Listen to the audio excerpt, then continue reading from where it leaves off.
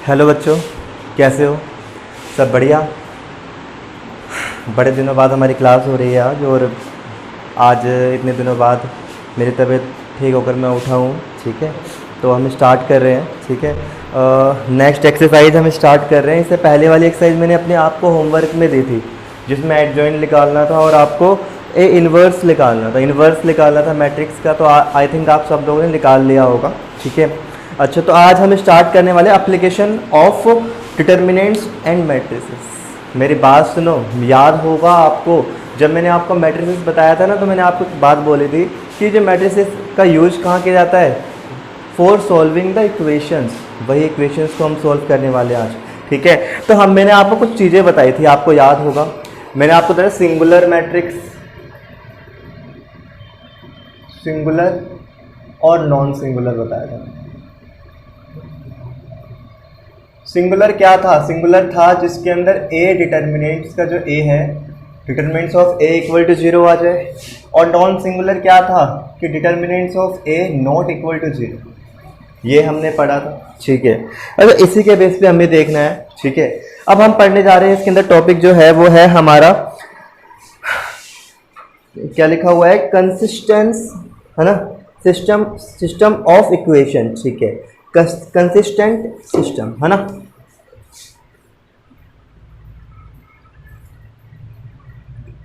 Consistent system of equations. समझते हैं क्या है?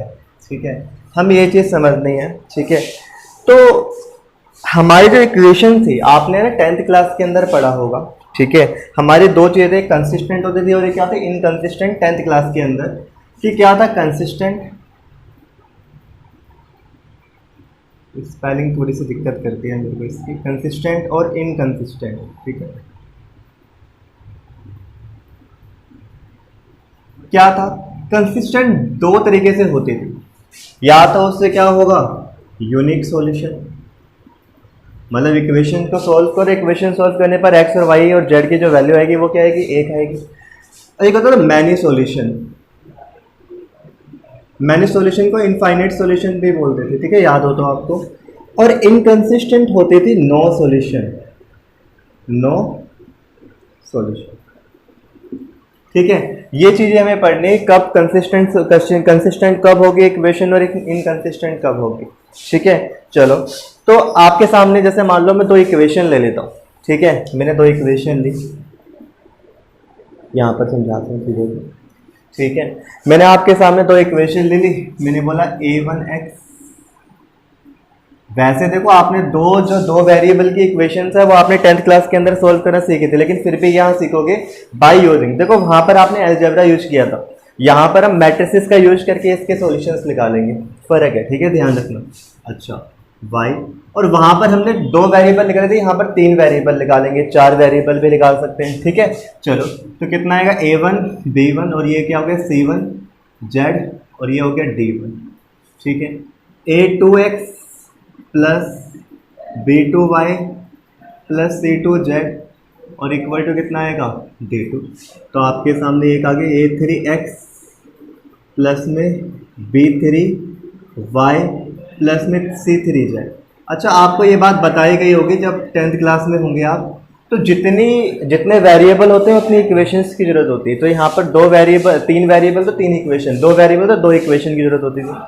अच्छा, आपको याद होगा मैं इस वाली इक्वेशंस को इस तरीके से लिखता हूँ, a1 b1 c1 a2 b2 c2 a3 b3 और c3, और इसको लिख दिया x, इसको लिख दिया y, इसको लिख दिया मैंने z। ठीक है, इक्वल टू, और ये आएगा हमारा d1 d2 और d3। अब एक बात समझो मेरी। ठीक है, जब आप इसको मल्टीप्लाई करोगे तो आपकी इक्वेशन ऐसे ही बन जाएगी, सेम यही बन जाएगी। मैं लेट कर लेता हूँ, ये वाला जो मैट्रिक्स है ना, ये वाला मैट्रिक्स, ये मेरा ए मैट्रिक्स है। ठीक है, ये वाला मैट्रिक्स है वो मेरा एक्स है, और ये वाला मैट्रिक्स क्या है? बी। तो इसको ऐसे लिख सकते हैं, A into X equal to B. ठीक है, अच्छा अब मैं क्या कर रहा हूँ, प्री मल्टीप्लाई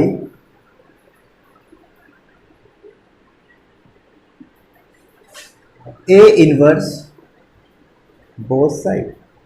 बेटा देखो, मैंने आपको याद होगा, मैंने जब मल्टीप्लाई का आपको रूल बताया था तो मैंने आपको समझाया था इसके अंदर कि प्री और पोस्ट का बहुत ज़्यादा मेजर रोल होता है यहाँ पर। अगर मान लो मैं यहाँ पोस्ट कर देता तो ये ऐसे आ जाता, ठीक है, तो कोई गारंटी नहीं थी कि ए इनवर्स जो होगा उससे मल्टीप्लाई हो जाएगा और ये एग्जिस्ट करेगा, ठीक है, लेकिन यहाँ पर हमेशा एग्जिस्ट होगा। ठीक है, ध्यान से देखो, ए इनवर्स किया, ए इनवर्स निकाला, ए इनवर्स निकालने के बाद देखो क्या होगा, यहाँ पर मैं जब ए इनवर्स को मल्टीप्लाई करूंगा बोथ साइड, ये हो गया, इसकी वैल्यू क्या होती है आई, आई मतलब ये एक्स से हो जाएगा, इक्वल टू कितना आएगा ए इनवर्स बी। तो कहने का मेरा मतलब क्या है, हमें एक्स की वैल्यू मतलब एक्स वाई जेड की वैल्यू निकालनी है, ठीक है, तो उसके लिए क्या निकालना पड़ेगा, ए इनवर्स निकालना पड़ेगा और उसको किससे मल्टीप्लाई कर देंगे, बी से। यही हमारा सिस्टम होता है, इससे हम क्या करते हैं, ये खाली यूनिक सॉल्यूशन के लिए, अभी मैं बताऊंगा यूनिक सॉल्यूशन कैसे होते हैं, कब होते हैं, ठीक है, तो ये खाली यूनिक सॉल्यूशन के लिए, मतलब यूनिक सॉल्यूशन होंगे तो ही हमें ये सॉल्यूशन निकालने हैं, आगे तक एक्स की वैल्यू आएगी। अगर यूनिक सॉल्यूशन नहीं होंगे तो मतलब हमें खाली इसके ही सॉल्यूशन निकालने, ओनली इन सिलेबस, ठीक है। तो ध्यान से देखो, यहाँ पर लिखा भी हुआ है, एक नोट बना हुआ है, in this chapter we restrict ourselves to the system of linear equations having unique solution only। तो हम यूनिक सॉल्यूशन के ही निकालेंगे। अगर इक्वेशन हमारी क्या होगी, कंसिस्टेंट हो, मतलब यूनिक मैनी सॉल्यूशन हो और नो सॉल्यूशन हो, तो हमें इसके सॉल्यूशन नहीं निकालने। वैसे इसके सॉल्यूशन तो होंगे नहीं, इसके सॉल्यूशन हमें नहीं निकालने, ठीक है। चलो एक काम करते हैं, चलो कुछ केस बने हैं हमारे यहाँ पर, चलो मैं रब कर दूँ इसे, एक बार नोट कर लीजिए आप, ठीक है, रब कर रहा हूँ मैं इसे।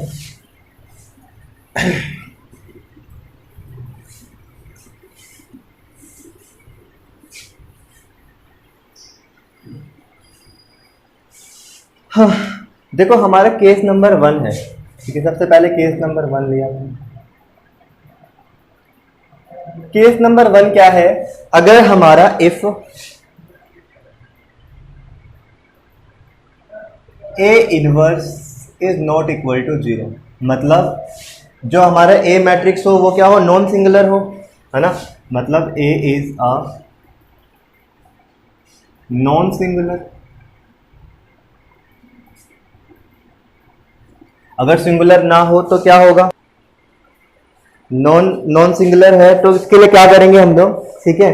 तो इसके लिए जो होगा, जब ए इनवर्स, नॉर्मल से बात है, आपको याद होगा मैंने बताया था, जब सिंगुलर मैट्रिक्स होता है ना तो उसका ए इनवर्स एग्जिस्ट ही नहीं करता, तो यहाँ पर इसका ए इनवर्स एग्जिस्ट करेगा। और आपको एक बात और बताई थी मैंने कि एक ही इनवर्स होता है एक मैट्रिक्स का, ये नहीं कि 10-12 इनवर्स होती है, एक ही इनवर्स होता है, और एक इनवर्स होता है तो इसके सॉल्यूशन भी क्या आएंगे, यूनिक आएंगे, क्या आएंगे, यूनिक सॉल्यूशन। इसका मतलब अगर नॉन सिंगुलर होगा तो वो क्या हो जाएगा भाई, ए इनवर्स हो जाएगा, ठीक है, और एक इनवर्स क्या होगा, इसके यूनिक सॉल्यूशन होंगे, ठीक है, और यूनिक सॉल्यूशन होंगे और ये क्या होगा, कंसिस्टेंट, है ना, consistent solution of equation, solution of equation, ठीक है। अच्छा तो एक एग्जांपल लेता हूँ, क्वेश्चन नंबर 1 एक्सरसाइज का मैं, ठीक है, एक्सरसाइज का क्वेश्चन नंबर, एक्सरसाइज 4.6 का पहला क्वेश्चन है, ठीक है। तो क्या लिखा हुआ है आपके सामने, क्वेश्चन नंबर 1, x प्लस में 2y इक्वल टू 2, और लिखा हुआ है 2x प्लस में 3y इक्वल टू 3। अब इसको कन्वर्ट करना पड़ेगा हमें, है ना, ए एक्स वगैरह में, है ना, तो कन्वर्ट करते हैं। चलो तो ए की वैल्यू क्या आएगी, लेट कर लेते हैं यहाँ पर, लेट ए इक्वल टू, ध्यान रखना एक बात का भाई कि पेपर में ढंग से बिल्कुल शो करके लिखना पड़ता है अपने को, 1 2 2 3, ठीक है। एक्स क्या होगा, एक्स होगा हमारे सामने 2 और 3, ठीक है, और हमारा बी क्या होगा, बी भी कितना होगा, 2 और 3, एक बार चेक कर लेता हूँ बेटा मैं, ठीक है, गलती हो सकती है मेरे से। सर एक minute, x x y y होगा ना सर, ठीक है, सॉरी, ये हो गया हमारे सामने। अब हमें क्या निकालना है, हमें निकालना है x equal to A inverse B, मतलब x की वैल्यू निकालने के लिए हमें ए इनवर्स निकालना पड़ेगा। और ए इनवर्स कैसे आएगा, पहले निकालेंगे ए का डिटर्मिनेंट। अच्छा, डिटर्मिनेंट निकाला तो कितना आएगा भाई, 3 माइनस 4 इक्वल टू कितना आएगा, माइनस का 1, ये not equal to 0, not equal to singular वाला यूनिक सॉल्यूशन होंगे। अच्छा, अब क्या निकालेंगे भाई, ए इनवर्स। ए इनवर्स का आपने फॉर्मूला याद है आपको, 1 अपॉन में ए इनवर्स, और क्या था, एडजॉइन ए। भूल गए तो बेटा पिछली वाली क्लासेस पक्का देख लो ढंग से, इनवर्स कैसे निकालते थे, ठीक है। तो एडजॉइन ए यहाँ लिख देता हूँ मैं, एडजॉइन ए क्या होगा, तो बड़ा लिखता हूँ, एडजॉइन ए क्या होगा भाई, इन दोनों को रिप्लेस कर देते हैं, ये 3 होगा, ये 1, और इनके निशान चेंज कर देते हैं। ये 2 बाई 2 के मैट्रिक्स के लिए ऐसा था, ठीक है, और 3 बाई 3 के लिए याद होगा आपको, A11 को फैक्टर्स लिखवाए थे मैंने आपको, ठीक है। तो ए इनवर्स कितना आ जाएगा आपका, ए इनवर्स इक्वल टू होगा 1 अपॉन में -1, और एडजॉइन ए क्या है हमारा, 3 -2 और 1। तो आपके सामने इसको जब -1 को अंदर मल्टीप्लाई करूँगा तो कितना आएगा, ये हो जाएगा -3, ये हो जाएगा 2, ये भी हो जाएगा 2, और ये कितना आएगा, -1। तो ये आपके सामने ए इनवर्स आ गया, और ए इनवर्स आ गया तो आपको पता होना चाहिए x इक्वल टू क्या है, ए इनवर्स की वैल्यू कितनी है, ये रही, -3, 2 और -1। और आपके सामने b की वैल्यू कितनी है, b है हमारे सामने 2 और 3। तो आपके सामने x और y, इसमें मैंने x लिख दिया, इसे लिख दिया y, ठीक है। तो आपके सामने ये कितना आएगा, ये आएगा 3 2 जा 6, फिर और 2 2 6, ओके, फिर 2 2 जा 4, फिर इसको करेंगे तो -3। तो आपके सामने x और y की वैल्यू आ गई, x और y इक्वल टू 0, और ये कितना आ गया, 1। तो x इक्वल टू आ गया आपका 0, और y इक्वल टू कितना आ गया, 1। अच्छा, अब आपको लग रहा होगा भैया 2 वेरिएबल की इक्वेशन इतनी बड़ी कर दी हमने, 10th क्लास के अंदर तो बड़ी छोटी करी थी। हाँ, वहाँ छोटी करी थी, लेकिन बेटे एक बात बताओ मेरे को कि अगर वहाँ पर 3 वेरिएबल की इक्वेशन होती तो कैसे करते, 4 वेरिएबल की होती तो ये जो समझाने का क्या लॉजिक है कि आप बड़ी बड़ी इक्वेशन जो होती है ना उसको कैसे सोल्व करें। जैसे मान लो यहाँ पर तो 2 वेरिएबल थे, तो आपने इतना बड़ा हो गया, तो आप 10th के तरीके से भी कर सकते हैं, लेकिन यहाँ पर आपको 10th का तरीका यूज़ नहीं करना, यहाँ पर बाय यूजिंग मैट्रिक्स और डिटर्मिनेंट्स ही आपको सोल्व करना है, ठीक है बेटा। अच्छा, अब यहाँ पर लेते हैं केस नंबर 2, ठीक है, रब कर रहा हूँ बेटा इसको मैं, ठीक है, नोट कर लेना प्लीज वीडियो पॉज करके।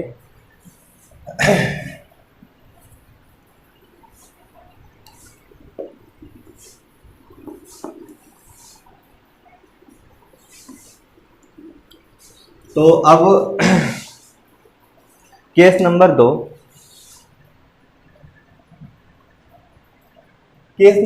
क्या है, इफ इक्वल टू क्या हो, 0, ठीक है।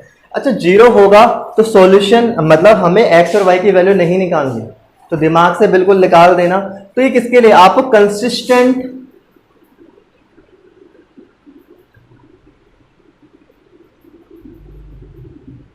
और इनकंसिस्टेंट बताने के लिए बस खाली, ठीक है, समझ रहे हो बात को, आपको कंसिस्टेंट और इनकंसिस्टेंट बताने की जरूरत है। और आपको पता था कंसिस्टेंट कब होता है, 2, जब यूनिक सॉल्यूशन होते हैं। तो यूनिक सॉल्यूशन वाला तो पार्ट हम कर चुके हैं, अब क्या पार्ट बचा है भाई, हमारे मैनी सॉल्यूशन वाला, मतलब इनफाइनाइट सॉल्यूशन वाला जो है पार्ट हमारा वो बचा हुआ है। और कौन सा बचा है इनकंसिस्टेंट के अंदर, इनकंसिस्टेंट के अंदर हमारा पार्ट बचा है जिसके अंदर सॉल्यूशन नहीं होता, ठीक है, नो सॉल्यूशन, ठीक है। चलो ठीक है, तो क्या करें अब इसके अंदर, अब एक काम करते हैं, इफ ए, और ये क्या होगा, इसका मतलब क्या है, ए इज अ, इसका मतलब दिस इंप्लाइज दैट क्या है भाई, ए इज अ सिंगुलर। अगर वो सिंगुलर हो जाए, तो सिंगुलर हो जाए तो आपको पता होना चाहिए कि ए इनवर्स पॉसिबल नहीं है। आपको याद होगा, मैंने बताया था कि यहाँ पर क्या आएगा, 1 अपॉन में, आपको याद हो तो मैंने फॉर्मूला बताया था, ए इनवर्स इक्वल टू ये और एडजॉइन ए, है ना। तो ए इनवर्स 0 आ गया तो 1/0 क्या है भाई, नॉट डिफाइन। ठीक है, नॉट डिफाइन है तो इसका मतलब ये हमारा सॉल्यूशन, हम इसका ए इनवर्स नहीं निकाल सकते। चलो ठीक है, तो इसका मतलब हम इसके सॉल्यूशन तो नहीं निकाल ले, लेकिन हमारे पेपर में क्वेश्चन आता है कंसिस्टेंट और इनकंसिस्टेंट बताने के लिए तो आता है। चलो ठीक है, अच्छा अब A inverse equal to 0, sorry determinant equal to 0 हो जाए तो वो या तो कंसिस्टेंट होगा और इनकंसिस्टेंट भी हो सकता है, कुछ भी हो सकता है। ठीक है, अच्छा कैसे, अब एक काम करते हैं कि मैं बताता हूं आपको। जैसे मान लो मैंने, अगर आप ये मतलब आपने क्या निकाला, डिटरमिनेंट इक्वल टू 0 निकाल दिया, तो आप क्या करोगे, इसका निकालोगे एडजॉइन है।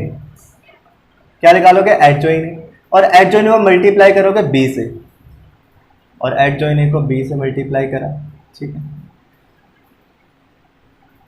अगर वो क्या आ गया हमारा, इक्वल टू 0 आ गया, क्या आ गया, इक्वल टू 0, या फिर नॉट इक्वल टू 0 आ गया और इक्वल टू 0 आ गया। अगर नॉट इक्वल टू 0 आया तो वो सीधा आप समझ जाना क्या है, इनकंसिस्टेंट। क्या है, इनकंसिस्टेंट। इनकंसिस्टेंट मतलब कहने का मतलब क्या है, उसके कोई सॉल्यूशन नहीं होंगे। ठीक है, नो सॉल्यूशन। ठीक है, और अगर मान लो वो इक्वल टू 0 आ गया तो इसके अंदर दो केस है। ठीक है, या तो वो कंसिस्टेंट होगा और वो इनकंसिस्टेंट भी हो सकता है। ठीक है, समझ रहे हो बात को, कि एडजॉइन आपने ए निकाला, मतलब आपको जो मैट्रिक्स दिया होगा उसके हिसाब से एडजॉइन ए निकाला, उसको मल्टीप्लाई करेंगे बी से। अगर नॉट इक्वल टू 0 आ जाए वो क्या हो जाएगा, इनकंसिस्टेंट। ठीक है, और 0 इक्वल आ गया तो वो कंसिस्टेंट भी हो सकता है और इनकंसिस्टेंट। ऐसा क्यों होता है, मैं थोड़ा सा चलो लॉजिक बताता हूं आपको। चलो मैंने एक इक्वेशन ले ली, मैं तीन इक्वेशन लेता हूं। जैसे मान लो मैं लिखा 2x प्लस में 3y प्लस में 4z इक्वल टू 5 ले लिया। ठीक है, अच्छा यहाँ पर तीन इक्वेशन की जरूरत होगी, मैंने इसको लिख दिया 4x प्लस में 6y, डबल कर दिया बस खाली, इक्वल टू दिया 10। अच्छा एक तीसरी इक्वेशन भी होगी, वो मैं लिख नहीं रहा, कुछ भी हो अलग हो कोई फर्क नहीं पड़ता। अगर मैं इसको मैट्रिक्स में लगाऊंगा, ठीक है, तो ये कितना आएगा, 2 3 4 4 6 8, इसमें से 2 कॉमन ले लिया। 2 कॉमन लूंगा तो आपको पता होना चाहिए कभी भी दो रो या 2 कॉलम सेम हो जाए तो उसकी वैल्यू कितनी होती है डिटरमिनेंट्स की, तो इसकी वैल्यू हो जाती है 0। तो यही लॉजिक है, अगर मान लो तीसरे वाला भी इक्वल होता, मतलब या फिर उसका रेशियो में होता, तो क्या होता, तो वो होती हमारी मैनी सॉल्यूशन वाली बात। ठीक है, लेकिन अगर मान लो तीसरी वाली रो हमारी इक्वल नहीं है तो वो क्या हो जाएगी, हमारी नो सॉल्यूशन वाली बात। क्योंकि आपने पढ़ा होगा लाइन जब बनाओगे आप, अगर ये पैरेलल होगी तो इसके सॉल्यूशन नहीं होंगे। अगर लाइन बनाई मैंने, तीनों के तीनों एक दूसरे के ऊपर आ गई, ये बात थोड़ी सी समझने वाली है, थोड़ा समझना मेरे कहने का मतलब क्या है, कि अगर मान लो कि तीनों इक्वेशन सेम हो जाए, सेम कहने का मतलब अगर मैं 2 कॉमन लूं, अगर मैंने तीसरी में लिख दी 12x प्लस में 18y प्लस में ये कितना है 8 से 24z और इक्वल टू 30 लिख दी। ठीक है, तो आप एक बात, सॉरी 30 नहीं, गलत लिख दिया मैंने, एक मिनट रुको, ये x है, मैंने इसको मल्टीप्लाई करना है, 2 6 आ गया, ये आएगा हमारा 3 3 9 और ये आ गया हमारे 4 3 12z। ठीक है, और ये आ गया हमारे सामने 15। अब इसमें से 2 कॉमन ले लो, इसमें 3 कॉमन ले लो, देखो तीनों इक्वेशन सेम होगी, तीनों इक्वेशन सेम होगी तो तीनों की जो लाइन है, जो ग्राफ बनेगा, तीनों के तीनों एक ही लाइन बनेगी। ठीक है, तो इसके मैनी सॉल्यूशन होंगे, लेकिन आपको ऐसे नहीं बताना, आपको ग्राफ कैसे बनाओगे। ठीक है, तो आप क्या करोगे, आप निकालोगे इसके अंदर ए डिटरमिनेंट निकाला, डिटरमिनेंट अगर 0 हो जाए तो वो क्या हो गया, सिंगुलर मैट्रिक्स हो गया, ये बात आप समझ जाना। फिर ठीक है, सिंगुलर हो गया तो हम इसके सॉल्यूशन नहीं निकाल, पहली बात दिमाग में रहा, सॉल्यूशन नहीं निकालने, सॉल्यूशन समझ आना, सॉल्यूशन नहीं निकालने, लिख दे रहा हूं मैं, निकालना। ठीक है, लेकिन पेपर में पूछ लेता है सॉल्यूशन नहीं, पूछ ले कंसिस्टेंट है या फिर इनकंसिस्टेंट है। तो अब ये कैसे बताएंगे, इसके लिए सबसे पहले फिर निकालोगे एडजॉइन ए, एडजॉइन ए आ गया, एडजॉइन ए आएगा, उसको बी से मल्टीप्लाई करो, बी से मल्टीप्लाई करने पर अगर 0 के इक्वल नहीं आता तो वो क्या हो जाएगा, इनकंसिस्टेंट। अगर एडजॉइन ए को बी से मल्टीप्लाई किया, वो 0 आ गया तो या तो कंसिस्टेंट होगा या फिर इनकंसिस्टेंट होगा। ठीक है, तो ये बात हो गई आपकी खत्म। ठीक है, ये वाली बात जो है थोड़ी लॉजिकली है, थोड़ी दिमाग लगा के सोचना कि अगर तीनों इक्वेशन सेम हो जाएगी, तीनों एक लाइन, और आपको पता होगा जब भी एक ही लाइन पर एक ही लाइन हो जाए तीनों के तीनों, तो मैनी सॉल्यूशन होते हैं, और अगर लाइंस पैरेलल हो जाए तो उसके कोई सॉल्यूशन नहीं होते। तो इसका मतलब अगर लाइन पैरेलल होती इसकी कोई सॉल्यूशन नहीं होते। पैरेलल वगैरह की बात आपने 10th क्लास के अंदर पढ़ी थी, तो वो ज्यादा मैं आपको नहीं बताना चाह रहा। जीरो कहने का मतलब क्या है, जीरो अगर ये वाली इक्वेशन कोई और होती तो ये दो लाइन, इन दो लाइन की वजह से भी, मतलब दो इनके कोफिशिएंट की वजह से, कोफैक्टर की बात नहीं कर रहा, कोफिशिएंट की बात कर रहा हूं। कोफिशिएंट अगर सेम रेशियो में होते हैं तो उसकी वैल्यू कितनी होती है, जीरो। और आपको पता होना चाहिए, मैंने आपको बताया था, दो अगर डिटरमिनेंट्स के अंदर दो रो या दो कॉलम सेम हो जाए तो वो क्या होती है भाई, जीरो हो जाती है। तो यहाँ पर जीरो इस वजह से भी हो जाती है। ठीक है, तो ये बात समझना, आपको बस यही यहाँ तक ही देखना है, मतलब इतनी चीज़ों को नहीं समझते हम लोग, बस खाली इतनी चीज़ों को समझते हैं हम लोग, इतनी चीज़ पे ध्यान देना। ठीक है, अच्छा, अब इसके बाद एक एग्जाम्पल लेता हूँ, क्वेश्चन नंबर 3 करते हैं हम लोग, रब कर रहा हूँ मैं इसे एक बार, ठीक है, नोट कर लेना बेटा।